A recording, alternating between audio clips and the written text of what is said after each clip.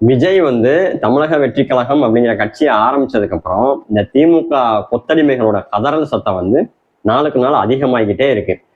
அதோட விளைவு இப்ப எங்க போய் நிக்குதுன்னா, இவங்க வந்து திமுகவுக்கு மட்டும்தான் கொத்தடிமை அப்படிங்கிறத மறந்துட்டு பாஜகவுக்கும் கொத்தடிமை வேலை பார்த்துட்டு இருக்காங்க.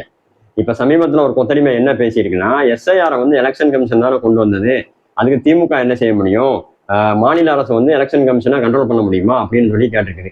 எலெக்ஷன் கமிஷனை கண்ட்ரோல் பண்ற அதிகாரம் திமுக இருக்கா, திமுக கவர்மெண்ட்டுக்கு இருக்கா, இல்ல சீஃப் எலெக்ஷன் கமிஷனை நியமிக்கிற அதிகாரம் திமுக கவர்மெண்ட்டுக்கு இருக்கா?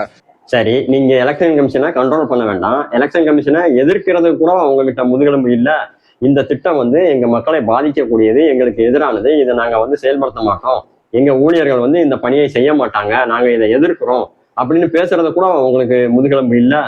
அப்போ ஒன்றிய அரசு எந்த ஒரு அழிவு திட்டத்தை கொண்டு வந்தாலும் அதை நீங்க தடுக்க மாட்டீங்களா? சும்மா வேடிக்கை மட்டும்தான் பார்ப்பீங்களா? இதுக்குத்தான் மக்கள் உங்களுக்கு ஓட்டு போட்டு தேர்ந்தெடுத்து வச்சிருக்காங்களா? அப்ப மாநில அரசாங்கம் அப்படிங்கிறது வந்து ஆணி விடுங்கிறதுக்கா இருக்கு? இல்ல மாநில அரசாங்கமே ஒரு தேவையில்லாத ஆணிதானா? இந்த லட்சணத்துல இந்த கொத்தடிமை மாநில சுயாட்சியை பத்தி எல்லாம் அக்கறை இருக்கானெல்லாம் கேட்டிருக்கு. மாநில சுயாட்சியை பத்தி எல்லாம் பேசுறதுக்கு திமுகவுக்கோ அதன் கொத்தடிமைகளுக்கோ கொஞ்சமாவது தகுதி இருக்கா? என்ஐஏ திருத்த சட்டத்தை நாடாளுமன்றத்துல ஒன்றிய அரசு கொண்டு வந்தப்போ அதை ஆதரிச்ச கூட்டம் தானே நீங்க. நீங்க மாநில சுயாட்சியை பத்தி பேசலாமா? இப்ப நான் ஏன் விஜயும் விஜயோட அரசியலும் ரொம்ப ஆபத்தானதா பாக்குறேன் அப்படின்னா, இந்த மாதிரியான கல்ட் குரூப்பை உருவாக்குறதுனாலதான் அது ரொம்ப ஆபத்தான அரசியல்னு சொல்றேன். அது என்ன கல்ட் குரூப் அப்படின்னு கேட்டீங்கன்னா, குருட்டுத்தனமான திமுக எதிர்ப்பு.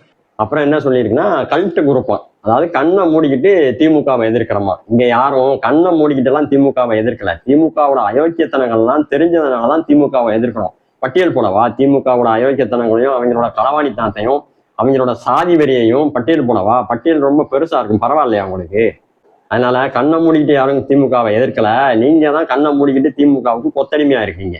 கல்ட்டு குரூப்பா இருக்கிறது கூட பரவாயில்ல, ஆனா உங்களை மாதிரி சாதி வெறி கூட்டமாகவும் கொலைகார கூட்டமாகவும் இருக்கிறது தான் ஆபத்தானது. அது மனித குலத்துக்கே ஆபத்தானது.